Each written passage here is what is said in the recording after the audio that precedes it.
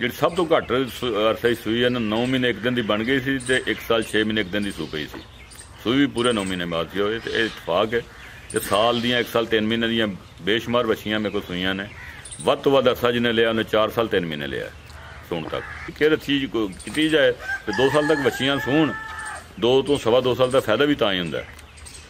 अच्छी केयर तो सर तुहाडी फिर की मुराद है, किस किस्म की केयर की जाए तो बच्ची जल्दी क्रॉस हो जाती है? ये तो हुण बंदियां सारिਆਂ ਨੂੰ पता ने कि अपनी औलाद की ਜਿਹੜੇ अच्छी केयर करते हैं भलवान टाइप होंगे ने, वो बड़े भलवान बन जाने। शहरी बच्चे डब्बा रोटी खा के बेचारे कमज़ोर होंगे ने, सर्दी बर्दाश्त नहीं कर सकते। वैसे सेहत जिन्होंने अल्लाह ताला दे उहदी हुंदी है। अस्सलाम वालेकुम। वालेकुम अस्सलाम व रहमतुल्लाह जनाब। सर की हाल है? अल्लाह का बड़ा शुक्र है जी। माशाअल्लाह तुहाडा ऑलरेडी एक इंटरव्यू किया, आवाम ने काफ़ी पसंद किया है। ਜਿਹੜੇ नवे दोस्त ने सर उन्होंने अपना ते अपने इलाके का तारफ करवा दियो। इनामुल्ला नाम है मेरा, समड़ियाल दे कोल पिंड है, तहसील समड़ियाल च एयरपोर्ट दे कोल चक जाता। माशाअल्लाह सर तुहाडे फार्म ते गावां भी ने ते छोटियां जड़ियां बच्चियां ने उन्हां दी भी माशाअल्लाह काफ़ी तादाद है। इस वीडियो च मेरा फोकस है जड़ियां छोटियां बच्चियां ने एक दिन तो लैके इन्हां दी तैयारी तक इन्हां दी की केयर हुंदी है, की इन्हां दी रूटीन हुंदी है। सब तो पहले तो सर दोस्तों नूं दसो कि जिहड़ी एक दिन दी बच्ची है उन्होंने शुरू च तुसी किन्ना दुध पिलांदे हो, इस तो बाद उन्होंने चारे ते या वंडे ते किदों लैके आउंदे हो? एक दिन की बच्ची जिन्ना दुध पी ले वो पचा भी लेंदी है, हजम यानी कर सकती है। तो 15-20 दिन तो बाद उन्होंने दवाई हुंदी है अपना किरमा की, ये नाल मुतवातर पिआंदे रहीदा हर 15 दिन बाद। 6 महीने के अरसे तक किरमा की दवाई नील वर्म वगैरह। उस तो बाद फिर डंगरां नूं साल च 2 बारी कम से कम देनी चाहिए नीलजां जिहड़ी मैं देना जां मुख्तलिफ ने किरम कुछ दवाइयां। ठीक है जी। तो सर इन्हां दी दुध की रूटीन हुंदी है, दुध किन्ना पिलांदे हो छोटे बच्चे नूं जिउं जिउं दी उम्र च इजाफा? जी लालच आ जाता इन्हां विच वेचण दा, जो पूरा नहीं हुंदा उदों ज़रा मुश्किल बनदी है। तो मेरी तो कोशिश हुंदी है अद्धा दुध इन्हां नूं पिआईए, बच्चियां नूं खास कर अद्धा दुध पिआईए। कुछ बच्चे जिहड़े मैं पालना उन्होंने भी दुध ज़्यादा पिआईदा। ठीक है हाँ जी। सर अद्धे तो मुराद की है अगले थानियां पिछले? अगला पिछला ना अद्धा हो जाता, अद्धा दिन मैं 130 पींदियां ने जिन्होंने असीं अद्धा आख छड़ने आ। ठीक है जिन्होंने असीं अद्धा दुध आख छड़ने ना पींदियां 130 ने 130 इन्होंने मिलता रहे तो बहुत खुशहाल रहिंदियां ने माशाअल्लाह। ठीक है। तो सर तुहाडे कोल जिहड़ी वच्छी कम अरसे च सूई है तैयार होई है वो दोस्तां नूं रिकॉर्ड दसो जी। जी सब तो घट अरसे सूई है 9 महीने एक दिन की बन गई सी ते 1 साल 6 महीने एक दिन की सू पई सी। सूई भी पूरे 9 महीने बाद सी होए ते ये इतफाक है कि साल दियां 1 साल 3 महीने दियां बेशुमार बछियां मेरे को सूईयां ने। वध तो वध अरसा जिन्हें लिया उन्हें 4 साल 3 महीने लिया सूण तक। ठीक है ये भी है ने रिकॉर्ड मेरे को 4 साल उत्ते भी कुछ गावां जाके सूईयां ने मेरे को। मेरे को बगैर रिकॉर्ड होंगे इन्होंने नाम होंगे ने किस तरीक नूं बनी, किस बुल का टीका लवाया, सब रिकॉर्ड रखे है मैं। ठीक है। तुसी सर बुल खुद रखे या कि इंजैक्शन रहांदे हो? भी रखे है, इंजैक्शन भी लवांदे रहे ज्यादा। तो फिर किहदा रिजल्ट बेहतर है तुहाडे नजदीक? बराबर ही है तकरीबन मेरे ख्याल से बराबर है, पर अल्लाह बेहतर जानदा है। अजकल मैं कन्वर्ट कर रहा जर्सी नस्ल से जर्सी निकल टीके लवाए ने, कोई बच्चा पा रहे हैं जर्सी, वो फोटो खींचनी दे बड़ा प्यारा बच्चा रखे असां। ठीक है हाँ जी। जर्सी प्योर नस्ल बने दी या कि क्रॉस बने दी? आस्ता आस्ता बनना फिर प्योर हो जाती है ना जी, हुण तो क्रॉस करा रहे हैं। ठीक है। फ्रीजियन तो जिन्हां दे थण अच्छे ने गावां दे उन्हां नूं जर्सी टीके लवा रहे हैं। ठीक है हाँ जी। सर माशाअल्लाह तुसी जिक्र किया है कि जड़ियां अक्सरीयत बच्चियां दी साल सवा साल दियां जड़ा ना वो गब्बन हो जांदियां ने, क्रॉस हो जांदियां ने। ठीक है ना। जड़ियां बच्चियां ज्यादा टाइम लेंदियां ने वो कुदरत वालों है या कि जेडे फार्मर हजरात ने वो केयर उन्हां दी अच्छी नहीं करदे, की वजह बनदी है? केयर अच्छी नहीं हुंदी है, काम तो सारे कुदरती हुंदे ने, लेकिन इंसान को अख्तियार है उन्होंने केयर अच्छी नहीं हुंदी। केयर अच्छी की जाए तो 2 साल तक बच्चियां सूण 2 तो सवा 2 साल का फायदा भी तां ही हुंदा है। अच्छी केयर तो सर तुहाडी फिर की मुराद है, किस किस्म की केयर की जाए तो बच्ची जल्दी क्रॉस हो जाती है?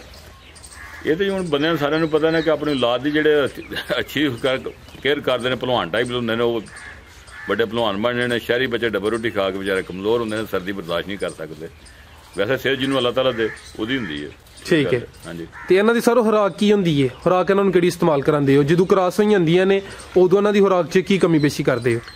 थोड़े दिन वंडे की त्याग करने, बाकी कमी नहीं करते। वंडा थोड़े दिन उन्होंने घट पाईदा जो क्रॉस हो जान जी, जो क्रॉस हो जाती ओदी की वजह? वंडा हीट च लिया ना, वंडे अजकल जिहड़े ने बाजारी वंडे वो बड़ी हीट रखते हैं। अच्छा हाँ जी।